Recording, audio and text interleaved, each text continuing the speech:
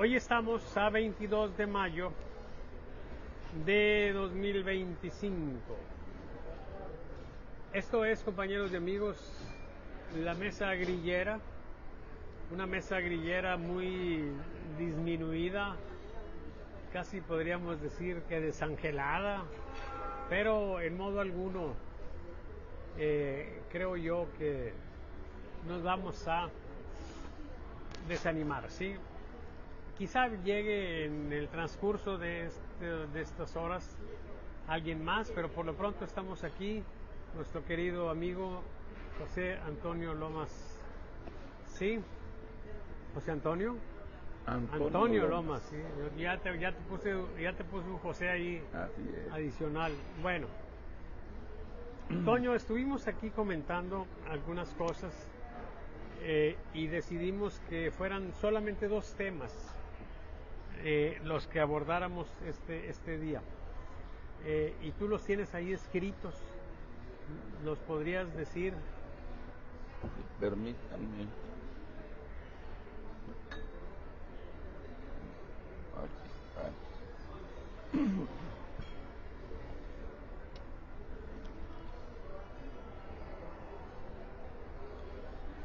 Tema número 1. De nuevo la muerte como actriz principal en la política mexicana.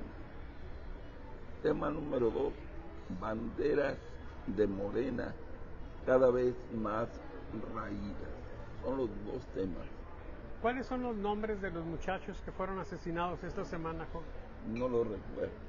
Jimena... Lo que recuerdo es que uno de ellos era asesor central en el área de seguridad del gobierno de la capital de México, y la dama era la secretaria privada particular de Clara, la gobernante de la Ciudad de México. Ahí podemos dimensionar este caso, el nivel que tiene. ¿Qué te viene a la mente o qué te viene, pues,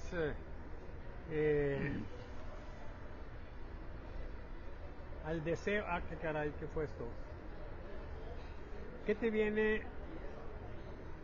Ya. ¿Qué te viene a la mente? ¿Qué te viene como deseo de comentar, de compartir cuando vivimos una situación como esta de esta semana con estos muchachos? Bueno, mira, son muchas cosas las que hay en mi mente. La primera de ellas es la falsedad de uno de los dichos de la pulcritud y la austeridad republicana. El pueblo me cuida, por eso no necesito camionetas blindadas ni guardias. ¿Qué hubiera pasado si se hubiera invertido en la seguridad de estos dos personajes con una camioneta blindada y dos guardias de seguridad? Solamente fue un tirador el que los asesinó. Punto número 1.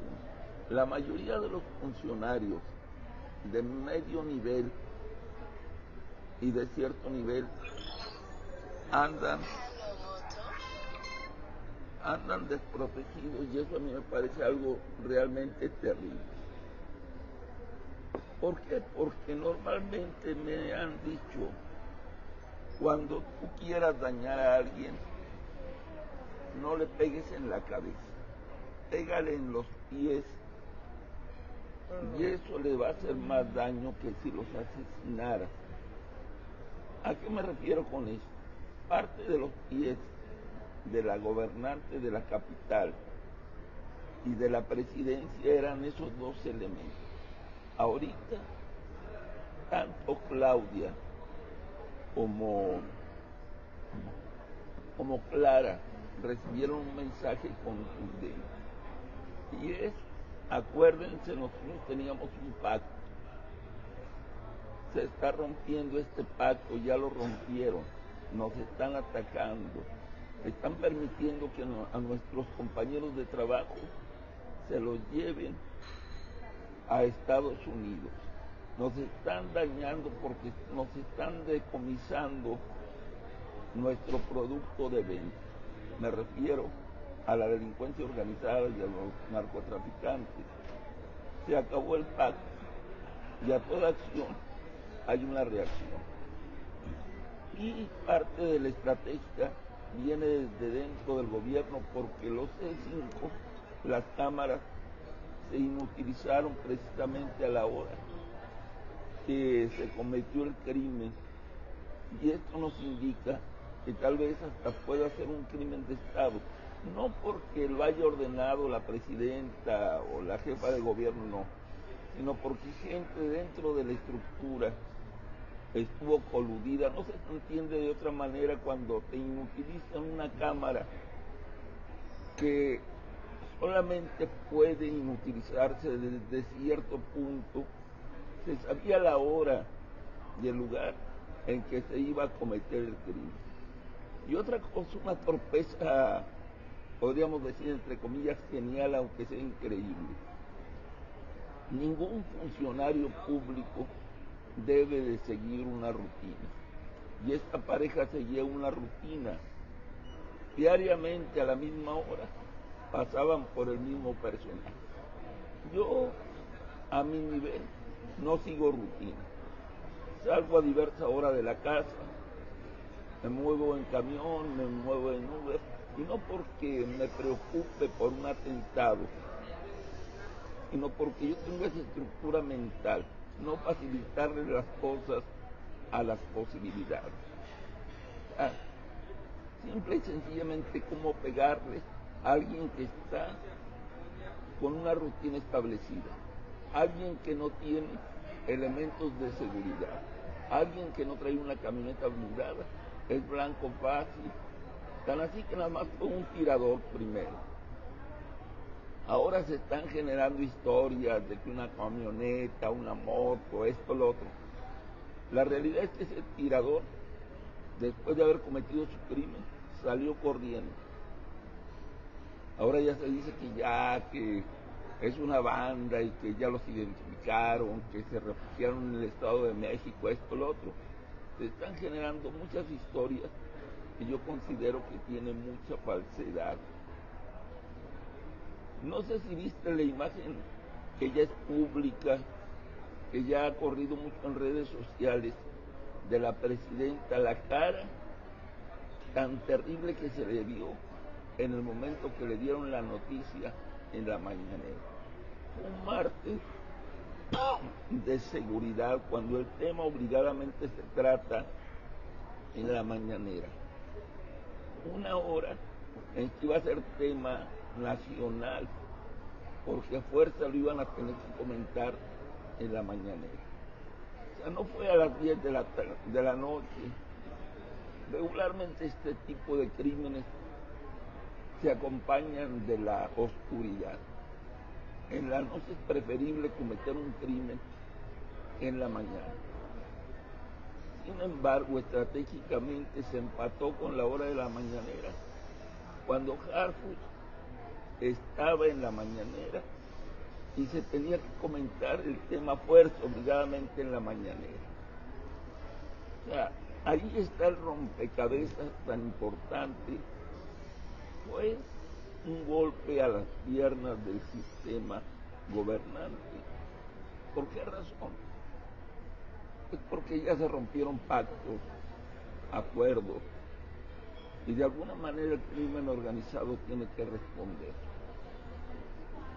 Ahora ya están saliendo de que no, que fueron otras situaciones,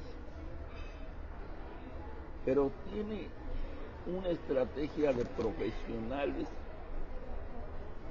y de una manera muy precisa. Es como si hubiera sido un guión de una obra de teatro o un guión de una película. La hora muy bien definida, los efectos. Vamos a imaginarnos, Salvador, que este mismo crimen hubiera sido a las 10 de la noche. No hubiera tenido el mismo efecto mediático ni psicológico que se logró. Por lo pronto ahí la dejo, Salvador. Sí, interesante tu punto de vista. que de algún modo ya está planteando que el, el móvil, la razón por la cual se da, es por una situación de confrontación ya más fuerte entre el crimen organizado y las autoridades. Pero solamente el crimen organizado pudiera tener una diferencia importante con el gobierno. Hay intereses adicionales que estén siendo afectados y que pudieran tener una motivación fuerte para reaccionar de ese modo. Hay intereses fuera del país que también pudieran estar interesados. Hay muchas cosas que no sabemos efectivamente cómo fueron, vamos, muchas cosas que no sabemos si tuvieron o no que ver con esto. Pero lo que yo sí pienso es que gobernar es un delicado arte, sí, en el que tienes tú que lidiar con intereses encontrados. Algunos que vienen y te quieren quitar a ti lo que tienes, que es el poder. Hay quienes dicen, yo quiero eso que tú tienes, el poder. Sí, y esta es una lucha que, a ver, ¿qué es esto? Efectos usando gestos con las manos. Sí. O sea, y eso está legalizado. Los partidos políticos están ahí, los partidos políticos opositores pueden decir yo quiero legítimamente el poder y voy a luchar por él. Pero también hay personas que tienen intereses de tipo económico que están siendo afectados por el accionar del gobierno, por sus políticas, ¿sí? Entonces tú dices, ¿cómo conciliar eso? A veces son intereses irreconciliables, pero si por lo menos yo dejo puertas, ventanas para hacer alguna negociación, aún en casos extremos, se puede lograr decir, mira, nosotros no nos vamos a poder arreglar de ninguna manera, vamos a estar confrontados, pero nos conviene a ambos acotar la confrontación. Nos conviene, sí, nos conviene. ¿Cómo qué, por ejemplo? Pues precisamente cómo no hacer lo que se hizo esta semana. O sea, no ir a asesinar a seres queridos, no ir a asesinar a colaboradores, o sea, tener otro tipo de situaciones. ¿Ok? Bueno. El punto aquí es que nosotros estamos viendo una política en la que de lo que se trata es de ir tomando el control cada vez más férreo de cada pequeño espacio de poder en el gobierno. Ya agarraron el poder ejecutivo, se agarra el poder legislativo a un extremo ominoso cuando vemos a un pobre hombre que se mostró muy gallardo cuando le reclama en un aeropuerto a Gerardo Fernández Noroña pues lo que es propiamente el accionar del gobierno, y lo obliga prácticamente a que se arrodille, que se humille. Yo creo que ese debió haber sido un golpe muy fuerte para este abogado, que por cierto es de aquí de Monterrey. Déjate una observación en por qué se dio esta situación. En el manoteo, el abogado les tira el celular a Noroña, y ese celular es propiedad del Senado, no es un celular particular de Noroña. En base a eso, Noroña lo acusó de robo de propiedad federal. ¿Esto qué implica?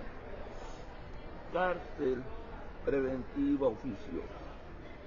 En el momento que el expediente, la carpeta llega con el juez, dice robo de propiedad federal, inmediatamente vayan por él y va a hacerse su proceso precisamente en prisión. ¿Qué le dicen al abogado? Basta con que pidas una disculpa pública que nosotros te vamos a dictar a escribir y con eso resolvemos nuestras diferencias. Muy gallito, no aceptas, te vamos a iniciar un proceso judicial por intento de robo. Y ahí están los videos donde tú le estás tratando de arrebatar el celular a Noroña, un celular que es propiedad federal, y eso implica prisión preventiva oficiosa. Cero posibilidad de defensa. Por más capacidad que tengas tu jurídica, por más dinero, eso no lo puedes evitar porque la prisión preventiva oficiosa te desarma. Es el peor atentado contra la libertad que podemos vivir en México y está en manos del poder. ¿O tú no harías lo mismo? Pregunto. No, por supuesto que no. Ah, de ir a humillarte ahí. A cambio de permanecer libre. No sé qué haría, la verdad. Ya en una situación así de extrema. Es como si te ponen una pistola en la sien. Sí, muy probablemente lo hayas tenido que hacer. Pero bueno, a lo que voy es a que estamos nosotros viendo cómo se ejerce el poder, cerrando todos los espacios de negociación, de tolerancia, etcétera. Entonces, si estás cerrando todos los espacios y estás tomando decisiones como por ejemplo hacer expropiaciones en la Ciudad de México, entonces estás llegando a una situación donde estás atentando contra intereses muy fuertes o intereses muy genuinos, ¿sí? Muy legítimos de conservar tus propiedades. El derecho natural te da 3 cosas básicas, ¿sí? El derecho a la vida, el derecho a la propiedad, a tus bienes, ¿sí? Y el derecho a la libertad. Y entonces nosotros tenemos aquí una situación donde estamos nosotros sintiendo que tenemos un poder tal, bueno, no nosotros, está la gente de Morena, ¿sí? Sintiendo que tiene un poder tal que puede hacer lo que le dé la gana, pensando que la gente lo va a tener que aceptar, así como este abogado tuvo que aceptar la humillación, ¿sí? De ir al Senado y decir lo que dijo ahí. Si se cierran esos caminos, entonces ¿cuáles se abren? Pues se abren los de la violencia. Los de los madrazos. Exactamente, se abren los de los madrazos. Y entonces lo que tenemos aquí es una situación donde ya se está viendo pues cuál es la consecuencia de ejercer el poder como lo está ejerciendo Morena. Y lo interesante o más grave aún es que da la impresión, al menos por los discursos que yo veo, de que no tienen la menor intención de modificar su manera de ejercer el poder. Y en consecuencia lo que podemos esperar o lo que se puede esperar ahí, no como un deseo, sino como una situación que es lógica, pues es que sigan los enfrentamientos, que sigan las muertes. Y en este contexto pues hay quienes están en una situación, digamos que de privilegio, porque por ejemplo una de las personas que ya ha sido pues digamos que atacada es Omar García Harfuch, pero por la condición en que él está, pues número uno, está siempre alerta, está vigilante, está protegido, está blindado, etcétera. Pero hay otros que están en una condición de vulnerabilidad, como estos muchachos. Sí, el carro no estaba blindado, ¿ok? Estaban ahí en la vía pública, eran un blanco fijo, muy fácil de ser atacado. Entonces, compañeros, lo que tenemos en este tema es una situación muy lamentable que nos llama a que rectifiquemos, a que modifiquemos las cosas. La presidenta Claudia Sheinbaum no puede recibir apoyo de las oposiciones ni de nadie porque ella no ha abierto los canales de comunicación, ¿sí? El día que ella convoque de manera regular a los grupos opositores y los escuche y los tome en cuenta, entonces tendremos una posibilidad de hacer una política más civilizada, más racional, ¿sí? Más productiva en cierto modo, y sobre todo, y con esto yo quiero meter un elemento nuevo aquí. A ver, ¿de qué se trata el juego de la vida? ¿De qué se trata el juego de la política? Si tú estás en esto y no estás disfrutando de lo que haces, sí, estás jodido. Estás jodido. O sea, la política es también para disfrutarse, pero tienes que ejercerla en un área, en un margen, donde no te vayas a los extremos, donde no llegues a plantear las cosas sin tomar en consideración la opinión de los demás, simplemente porque son tus calzones los que deciden qué hacer, ¿sí? Entonces, si se mueven en esos contextos, tenemos más posibilidades de que podamos disfrutar de ella, de que podamos encontrar una forma de conciliar la actividad política con la aspiración natural de ser felices, de disfrutar de la vida. En este momento, yo creo que si le preguntáramos a Clara Brugada, si te hubieran dicho que acceder a la jefatura de gobierno de la Ciudad de México te iba a costar que perdieras la vida, que perdieran la vida estos dos seres tan queridos por ti, ¿hubieras querido acceder? ¿Hubieras dicho está bien? ¿O mejor no le hubieras buscado? Yo creo, la verdad, que ahorita ya para algunos actores de Morena empieza a verse una situación y cada vez más clara de que la manera en que están ejerciendo la política es incorrecta, es indebida, ¿sí? Algunos van a cerrar los ojos y simplemente van a decir yo lo doy para adelante. Bueno, las consecuencias van a estar ahí a la vista, ya están a la vista, ¿sí?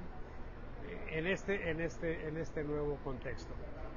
Te escuchamos, Toño, para ir cerrando ya este tema. Hay dos preguntas sobre este tema que yo quisiera hacer. La primera de ellas, Claudia es la gobernante, pero realmente tiene el poder.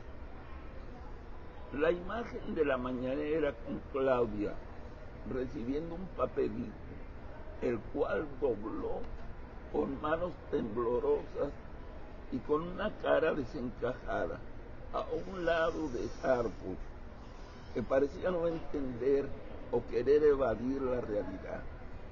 ¿Será Claudia en realidad la que tiene el poder? O como yo lo he sospechado, cierta tajada de ese poder la tiene López Obrador, otra tajada la tiene la delincuencia organizada, otra tajada la tienen los poderes fácticos, el poder económico, religioso. Y la pregunta central de esto, de todos esos poderes, ¿quién es el que se está confrontando con la parte de México que gobierna? Porque para mí el mensaje también es muy claro. También es un mensaje que va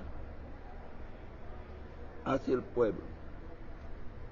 Por la estrategia que se hizo, logró un boom mediático increíble. ¿Cuál para mí sería el mensaje? Este personaje que está en el poder no tiene poder.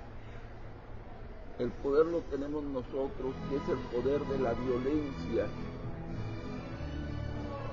que se supone que solamente debe de tenerlo ese poder el gobierno.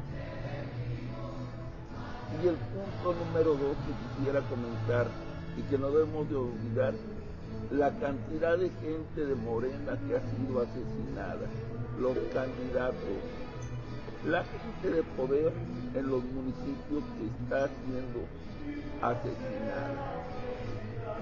No sé qué piense la gente de Morena, yo tengo muchos amigos en Morena, sé que andan preocupados, sé que sienten que la guadaña de la muerte puede estar cerca a ellos. Hubo un personaje que fue asesinado en San Pedro, que según código Magenta fue parte del mundo del huachicol fiscal. Me aseguraron que financió varias campañas de diputados locales y de otros personajes aquí en Nuevo León. Él controlaba Nuevo León, Coahuila, Tamaulipas. Y la pregunta central sobre este punto es, ¿a cuántos más de Morena les irá a tocar? Ya que, según me da la impresión, todos esos que han sido asesinados son contrarios o no bien vistos por quien en realidad tiene el poder como para manejar la violencia. Para que tú manejes la violencia a ese nivel, debes de tener poder. Si yo en estos momentos salgo y baleo un carro, a los 10 minutos o ya estoy fallecido por las fuerzas del orden, o si trato de huir, lo más seguro es que ya esté yo detenido.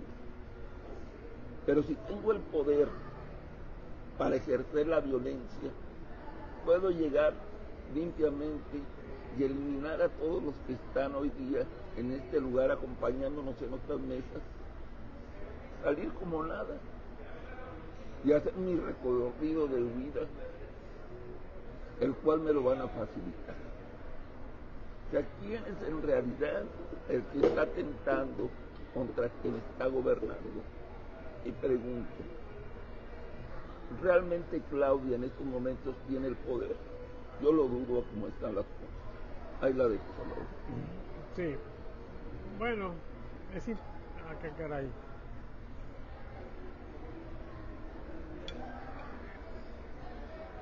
Es claro, pues, que Claudia tiene una especie de, pues, digamos que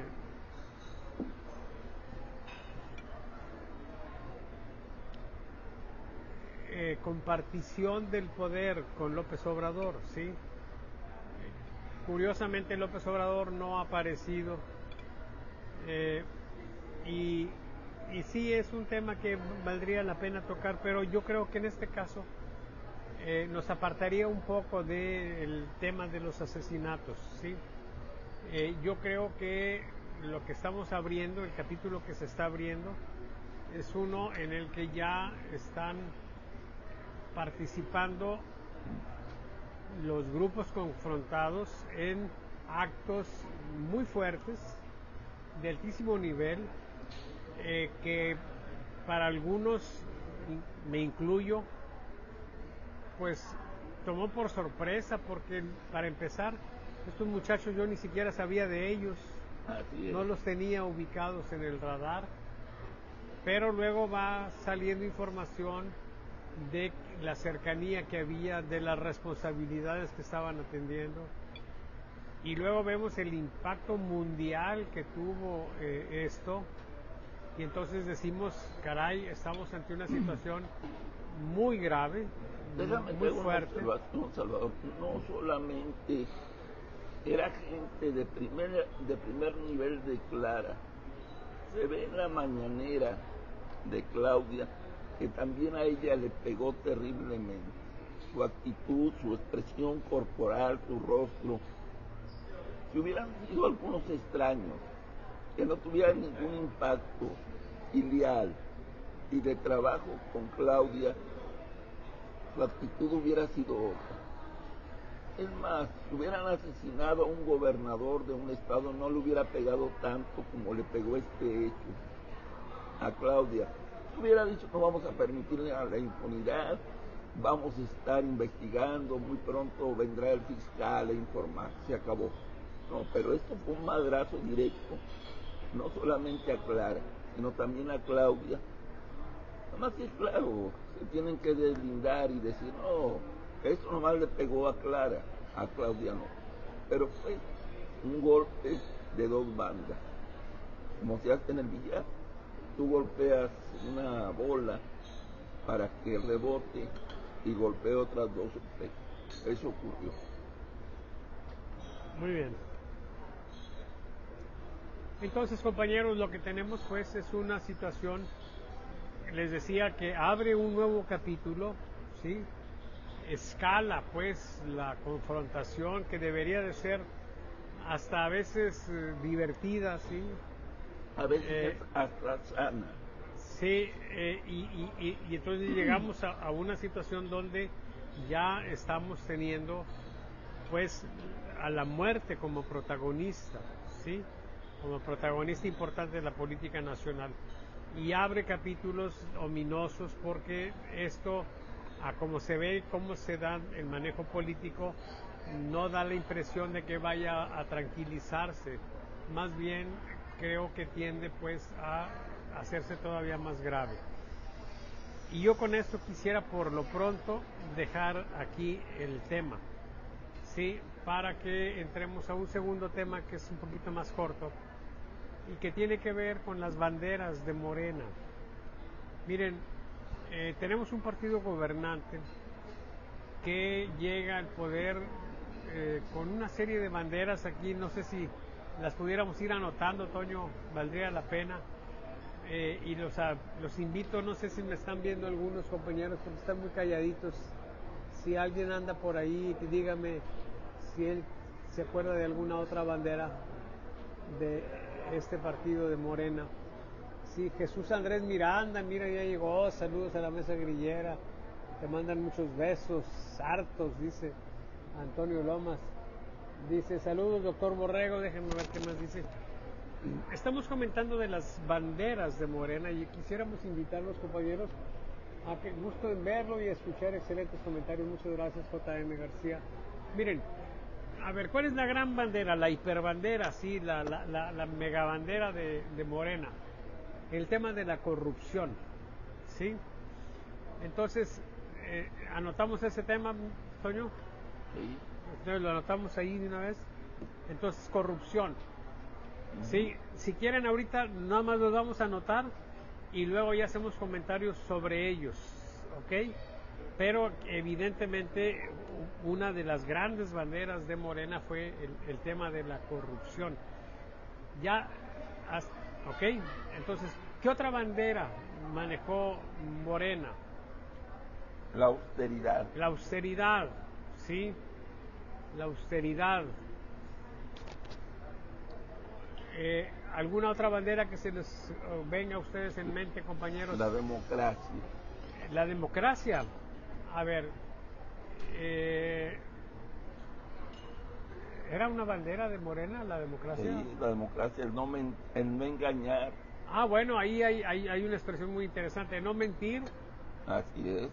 No mentir, No robar. No robar y no traicionar. ¿Sí?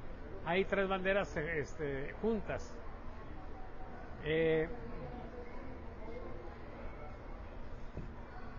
Vivos se los llevaron, vivos los queremos. ¿Sí? El tema de los 43 es otra bandera. El Fobaproa, otra bandera. La derecha, la idea de satanizar todo lo que sea de la época neoliberal.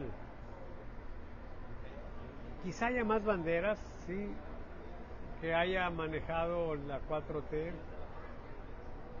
pero por lo pronto tenemos estas, ¿sí? ¿Ok? Entonces, las lees, Toño, para la gente. Bueno, es corrupción, austeridad, no mentir, no robar, no engañar. Vivos se los llevaron. La derecha y el Fobaproa. Empezamos con la corrupción. Mira, yo nada más quiero comentarte esto, Doña, a ver qué se te ocurre a ti. Pero mira, número uno, sí, yo tengo años pero años, décadas, debo decir décadas porque ya son décadas, de medir la opinión pública nacional. Les comento que estoy cerca de reactivar el monitoreo nacional, ¿sí? Ya estoy en negociaciones por ahí. Y entonces una de las preguntas que siempre se hacen, porque es muy importante, es ¿cuál es el principal problema de México? Y nosotros tenemos que el principal problema de México nunca ha sido la corrupción. El principal problema de México ahorita es la inseguridad. A veces se asoma por ahí el desempleo, ¿sí? Pero el tema de la corrupción no. Fue, sin embargo, una bandera del Partido Acción Nacional. Cuando llega finalmente el Partido Acción Nacional al poder en el 2000 y se empieza a ver pues cosas hasta cierto punto intrascendentes como el Toalla Gate y otras cosas, pero que sí de algún modo fueron evidenciando que pues no podríamos pensar que el Partido Acción Nacional fuera impoluto. Entonces esa bandera la tuvo que soltar el PAN y va y la recoge Andrés Manuel López Obrador. Ahora resulta que están en el poder y si vemos los actos de corrupción que ha habido, el de ¿cómo se llama ese? El de Segalmex es un caso terrible. Pero las cosas que se han estado dando en el Tren Maya, ¿sí? Las cosas que se han estado dando en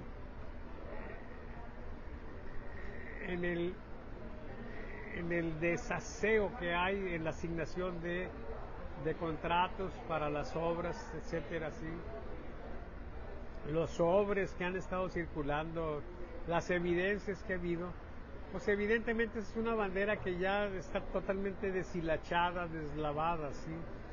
Ya no tiene sentido que Morena salga a hablar de corrupción y de que ellos no son corruptos, o sea, hacerlo ya no hace el efecto y por eso nosotros estamos hablando de las banderas, porque aquí es una bandera política, tú estás ahí, la ondeas y eso te da apoyo, te da seguidores, etcétera, ¿sí?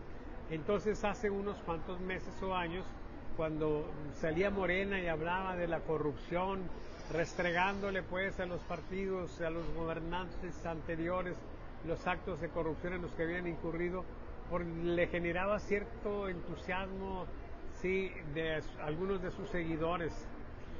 Pero ahora que salgan ellos a hablar de corrupción, pues lo primero que hace es que haya gente que les vaya recordando todas las cosas que acabamos de decirles y que entonces, en lugar de que les genere apoyo, se les revierta eso. Por eso estamos diciendo que está desgastada, ¿sí? ¿Ok? Entonces, tenemos esa primera cosa. No sé si con respecto al tema de corrupción tú quieras agregar un poco más o nos pasamos al siguiente punto, no, mira, a la siguiente bandera. Hay algo muy importante, la manera como manejó Andrés Manuel López Obrador el tema de la corrupción.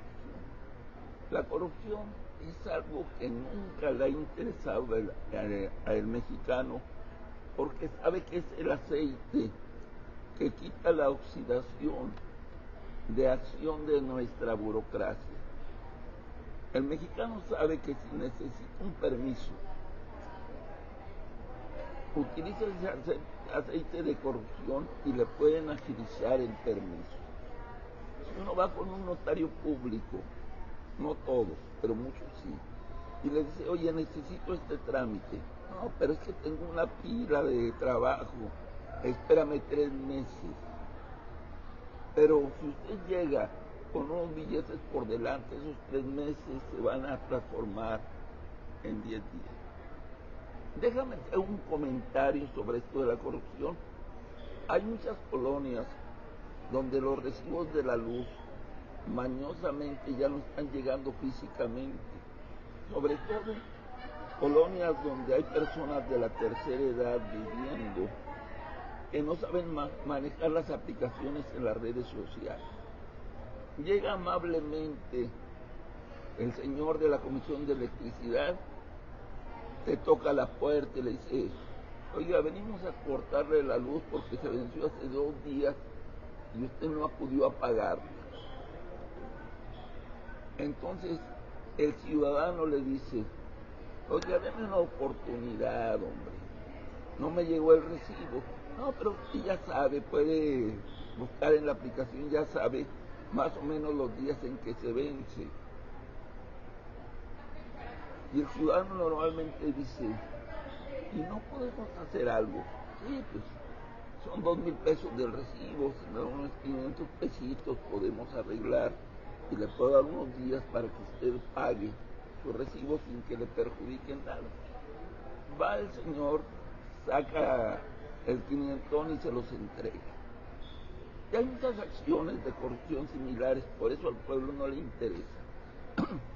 Pero ¿qué tal cuando llega Andrés Manuel López Obrador y dice: voy a construir tantos hospitales, voy a hacer tantas obras, va a mejorar la economía de los mexicanos en mi gobierno? Señor, ¿y de dónde presupuesto? ¿Cómo le va a hacer? Acabando con la corrupción. Todo lo que recuperemos de la corrupción va a ser para el pueblo. Y luego hasta fundó o formó, le dio nombre a una institución para devolverle al pueblo lo robado. Es una manera muy inteligente de meter en ese tema al pueblo, y el pueblo sí creía que acabando con la corrupción íbamos a tener un México mejor. Por eso la gente se metió a ese tema, y hoy día pues tenemos en los estados y en los municipios gobiernos por demás corruptos. Déjame te pongo un ejemplo de lo que está pasando aquí en Nuevo León, Santa Catarina. Corrupción no solamente es robarse el dinero, es utilizar el poder y los recursos para fines que no tienen nada que ver con la gobernanza. El alcalde de Santa Catarina, yo te puedo asegurar que es un corrupto porque está usando la nómina para fines electorales. Ya no es un secreto, ya no se pudo contener esa información. Está despidiendo gente que no coincide con Morena para meter a la nómina gente de Morena. Ha hecho una estructura de apoyo para sus aspiraciones a ser gobernador. ¿Con qué recursos crees tú? Yo no creo que esos recursos salgan de su bolsa de Jesús Nava. Yo platiqué hace mucho con un político del PRI y me dijo: solo los pendejos ponen de su patrimonio familiar en las lides políticas. Eso también es corrupción, y es algo que está infectando en estos momentos a Morena, y no tienen manera de defenderse. Lo único que te van a decir: sí, pero los del PRI robaban más, eran más corruptos. Ahí la ves. Muy bien. ¿Cuál es la siguiente manera? Permíteme, austeridad. La austeridad. Bueno, en este caso tenemos un problema porque la austeridad se ha traducido en algo que han llamado austericidio. Cuando vemos cualquier tema donde algo sucede grave, muy frecuentemente nos vamos con que tuvimos una falla, un desperfecto, porque hubo una situación de austeridad en aspectos donde no se puede ser austero. Es más, donde lo austero es no ser austero. Si tú tienes un programa de mantenimiento y tú dices: lo que me da la condición máxima es que yo, por ejemplo, en esta máquina, en este equipo, cada 3 meses, cada 10 meses, cada semana, yo le dé mantenimiento, entonces yo voy a agarrar una pieza, la voy a desperdiciar, porque todavía tiene cierta vida útil, pero lo que más conviene es que yo la agarre y la reemplace por una nueva. Entonces llega Andrés Manuel desde que era jefe de gobierno y se pone él a ver pues qué necesidad chingado de gastar tanto en mantenimiento. Y entonces empieza pues a agarrar ese dinero para otros fines, eso ya es un acto de corrupción. Y entonces se empiezan a dar problemas. Uno de los problemas más interesantes, más graves, fue cuando Javier González, que nosotros aquí en la Facultad de Matemáticas conocíamos como la Timba, que era el director del metro de la Ciudad de México, pues le plantea a Andrés Manuel la necesidad de darle un mantenimiento importante al metro, para lo cual se necesitaba dinero, y ese dinero, pues la única manera que había de conseguirlo era incrementando las cuotas, ¿sí? Y entonces se plantea una consulta, se logra la aprobación de la gente, era un fin muy entendible, tener el metro en buen estado, y entonces se logra que se incrementen las cuotas. ¿Qué sucede? Pues que a los pocos días o a las pocas semanas, ya cuando se tiene dinero y se empieza por parte de Javier González a tratar de establecer el esquema pues de mantenimiento mayor, le dice: mándame una carta donde diga que no necesitas realmente ese dinero y me lo mandas el dinero. Javier González, un hombre decente, pues renunció, dijo: yo me voy, sí, en un acto de pundonor, de vergüenza, sí. Pero eso ha sido así, y me encuentro testimonios en la Ruta 100, me encuentro testimonios múltiples de que ha sido un depredador de los presupuestos de mantenimiento. Hay por lo menos una posibilidad de que el problema que tuvimos con el barco escuela Cuauhtémoc en Nueva York también esté asociado pues a un problema de mantenimiento. La línea 12 del metro, en fin, es una serie muy grande de temas. Total pues que nosotros tenemos ahí una situación donde vemos que las limitaciones intelectuales, por más que alguien quiera decir que es un genio López Obrador, ¿sí? Que le impiden entender este tipo de paradojas. O sea, en el esquema de mantenimiento, ¿sí? Lo austero es no ser austero, ¿sí? Porque eso es lo que te va a significar costos menores. Cada vez que hay una pinche tragedia, resulta que van a venir peritos, va a haber esto, va a haber demandas, etcétera, y sales gastando más dinero, ¿sí? Sales tirando dinero, que eso es lo que estamos viviendo. Bueno, entonces pues yo creo que ahorita cada vez más gente entiende estas cosas, y que salgan con la mamada de la austeridad pues ya no les funciona, que es el gran problema de estas banderas. O sea, Morena se está quedando sin banderas. No sé si tengas que agregar un poco de esto. Bueno, y yo quisiera dejar este tema porque está sabroso, para la próxima semana, por si vienen más compañeros, para ir viendo las otras banderas pues que se le están deshilachando a Morena. Sobre este punto te comento lo siguiente. Parte de lo que acaba de ocurrir con el asesinato, y lo comentaba hace rato, pero lo quiero enfatizar, es por la austeridad. ¿Qué hubiera pasado si le hubiera gastado el gobierno federal en protección de estos dos jóvenes? Claro, ya lo comentaste. ¿Cómo es posible que un asesor en seguridad de la capital de un país como México, que en estos momentos está lleno de conflictos, con fuertes nexos, estoy seguro de eso, con Harbush y con la misma presidenta Claudia, no haya tenido un cuerpo de seguridad, ni haya tenido una unidad blindada? Prácticamente lo pusieron a modo por la austeridad. Vamos a ver este escenario: no hay austeridad, ellos andan en una camioneta o carro blindado, detrás de ellos va una camioneta con 2 o 3 elementos de seguridad bien preparados estratégicamente. Tal vez aunque se hubiera dado el atentado, no hubiera llegado a mayor. A la austeridad nos está haciendo un gran daño a los mexicanos. Y déjate comento esta breve historia que viví el día de ayer. Y con esto cierro mi participación. Fui a Suazua invitado por un pequeño grupo de morenistas que están hasta la madre. Me dijeron que ellos no construyeron el partido porque ellos anduvieron caminando cuando solamente se reunían 5, 6, 10 personas para apoyar a Andrés Manuel López Obrador.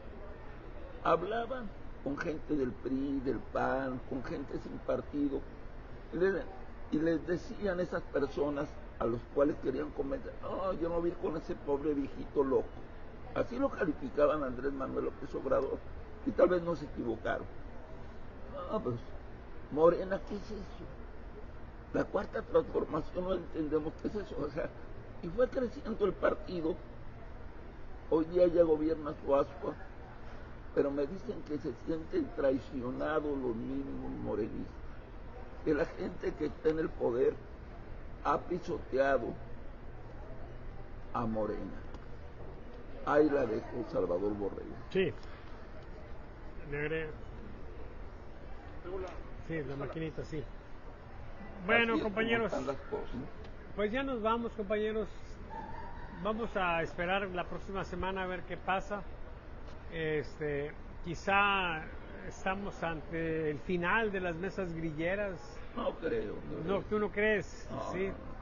Pero tenemos que invitar a más gente. Hay mucha gente que no viene, que antes era muy asidua. No sé cuál será la razón. Algunas gentes de Morena yo creo que están ya un poco mortificadas.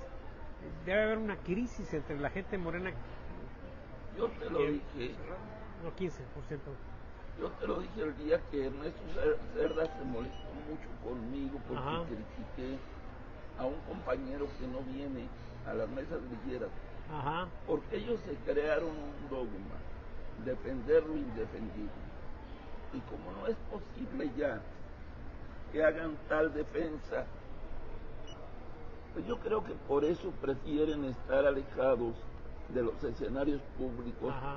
Porque ¿cómo vas a defender lo indefendible si tienes un poquito de honor? ¿Has detectado en otros ámbitos que se escondan los morenos? Mucho. No me digas.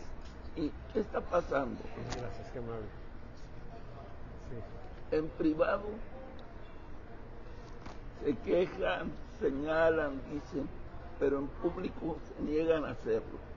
Te comento que se acaba de dar una reunión del Consejo Nacional de Morena, donde uno de los resolutivos es no cuestionar públicamente las acciones que están realizando sus compañeros de partido, que deben de acudir a denunciar ante las instancias internas y que deben de esperar algún resolutivo. Varios integrantes de Morena, entre ellos gente García, que ya ha denunciado al alcalde, me dicen que no tiene ningún sentido denunciar ante los órganos internos porque dejan pasar la bola. ¿Por qué? Porque cuestionar, sancionar o señalar es manchar el prestigio de Morena. Válgame Dios. Imagínate que el alcalde de García sea sancionado por Morena. ¿En qué papel va a quedar Morena? O que un diputado, un senador, Waldo Fernández, por actos anticipados de campaña, imagínate nada más, ¿dónde va a quedar Morena? O sea, son intocables. Los de Morena pueden cometer cualquier acto terrible y no va a haber consecuencias, porque señalarlos públicamente es tanto como manchar al partido. Y pues, ¿qué van a hacer los de Morena? ¿Van a seguir tragando sapos sin hacer gestos? ¿O corren el riesgo de perder la oportunidad de llegar al paraíso del poder? Porque es una de las sanciones que hay.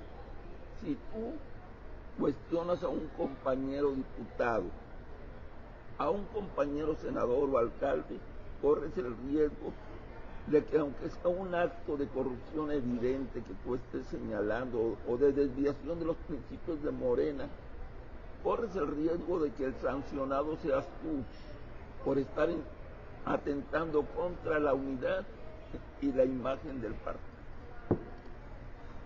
Válgame Dios. A ese nivel está Morena. Muy bien, ¿te despides de tu público, Lomas? Bueno, les agradezco y les comento que voy a seguir recorriendo los municipios para seguir escuchando historias de los ciudadanos y a ver qué nos depara el destino. Gracias. Compañeros y amigos, ha sido un placer estar con ustedes. Algo está pasando, quizás sea reflejo esta ausencia de más compañeros de lo que está pasando a nivel nacional, ¿sí? Está sacudida, ¿sí? La muerte está pues muy cerca de nosotros, ¿sí? Yo creo que pues vamos a tener que estar muy al pendiente de lo que suceda, azorados, temerosos, quizá algunos, pero la idea que nosotros tenemos con este tipo de participaciones es darle, digamos que sentido a las cosas, tratar de explicarlas, tratar de ver por qué están pasando y eventualmente pues qué hacer, ¿sí? Es un tema fuerte este. Estamos entrando pues a una etapa muy complicada, ¿sí? Y yo no sé cuándo vamos a salir, quizá no salgamos ya nunca de esta, pero espero pues que haya suficiente talento, ¿sí? Si es que todavía hay tiempo para que el talento pueda lograr que se concilien intereses y que se encauce la actividad política de manera tal que se pueda conciliar la actividad política pues por lo pronto con la vida. O sea, que ser un actor político no sea estar arriesgando la vida, eso es muy importante. Y por supuesto que mientras no se concilie eso con las propiedades, con lo que la gente tenga y con la libertad, pues siempre va a haber ahí otros riesgos. Hay quienes tienen la idea de que el bien común, el bien social, pues es superior al bien individual y entonces yo puedo ir a expropiar y hacer cosas, sí, pero evidentemente ahí se entra en un terreno muy fanganoso que puede derivar en actos también de violencia. En fin, compañeros, nos vemos la próxima semana. Estamos un poco apesadumbrados, sí, el ánimo así lo siento yo caído. Esta mesa grillera de solamente 2 personas no la habíamos tenido nunca. ¿O tú recuerdas, Toño, que no hayamos tenido una mesa? Mínimo jamás. Éramos 3 siempre. Mínimo 3 y muy pocas veces, sí. Aquí 4, había interés. 6, 10, pero 8. ¿qué sucede cuando de pronto tú dices, oye, hablar de política es peligroso? Hablar de política es peligroso. Participar en política es peligroso. Entonces lo que viene es esa ausencia. Es lo que estamos viendo. Te comento un hecho.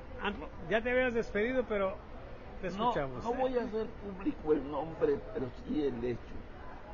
Hay un compañero que constantemente yo tenía interacción pública con él, un compañero de García. Le hablé la semana pasada para pedirle que nos reuniéramos en un espacio en García para hacer un video, una emisión de Hablemos Claro de lo que está pasando en García. Y me dijo, espérate, están pasando cosas muy complicadas. Dame un tiempo, no voy a hacer declaraciones, no voy a salir públicamente, espero que me entiendan. No es por cobardía, es por precaución. Y me he tocado varios casos similares de gente que está evadiendo salir a cuadro. Antes hasta estaban ansiosos de mi llamada. Hoy ya no está ocurriendo eso. Y yo entiendo el por qué. Estamos en una situación muy conflictuada, en la cual hay muchos que se sienten acalambrados. Hay dos grupos. Uno que le tiene miedo al poder y otro grupo que no sabe qué hacer para defender al poder. Por eso prefieren meterse debajo de la cama o en el closet, porque dicen, bueno, me van a cuestionar sobre Morena, ¿qué voy a decir? Yo no puedo hablar en contra de mi partido, de mi grupo, ¿qué voy a hacer? Y si lo defiendo voy a quedar en ridículo, mejor me callo. Y otros más dicen, bueno, yo sí tengo ganas de decir, pero ¿qué tal si vienen por mí? ¿Qué tal si me golpean, si me secuestran, esto, lo otro? Es algo terrible lo que está pasando en realidad. Ahí la dejo. Muy bien. Compañeros y amigos, con esto nos despedimos. Próximo jueves, ya saben, a las 9:30 aquí en el Gran Invernadero. Nos reunimos para desayunar y a las 11:30, bueno, a veces un poquito más tarde, empieza esta transmisión. Sí, por lo pronto les mando un saludo muy afectuoso a JM García, a Mirna G. Elizondo, dice Jesús Miranda Barajas, besos hartos para el señor Antonio Lomas. Ya se había tardado. Se había tardado. Bueno, gracias. Hasta luego, compañeros. Bye.